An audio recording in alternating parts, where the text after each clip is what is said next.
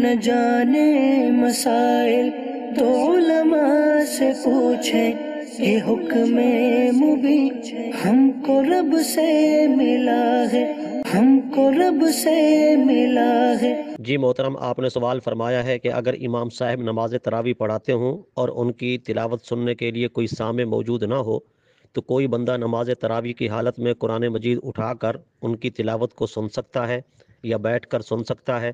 اس بارے میں ہماری رہنمائی فرمائیں۔ تو جی محترم، دیکھیے، اس کے متعلق حکم شرع یہ ہے کہ ایسا کرنا بالکل جائز نہیں ہے۔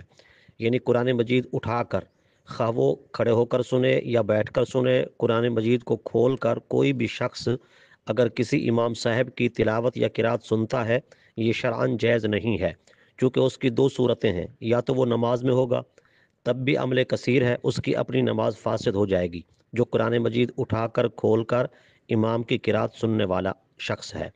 اور اگر وہ نماز میں نہیں ہوگا، تب بھی اس صورت میں نماز کا فساد موجود ہے۔ وہ اس طرح کہ اگر نماز سے باہر رہنے والا شخص جو امام کا مقتدی نہیں ہے، وہ اس کی قرات کو سنے گا، امام صاحب کہیں پر بھولیں گے، وہ امام صاحب کو لقمہ دے گا، امام صاحب نے اگر لقمہ لے لیا تو امام صاحب کی نماز ببائے مقتدی حضرات کے فاسد ہو جائے گی۔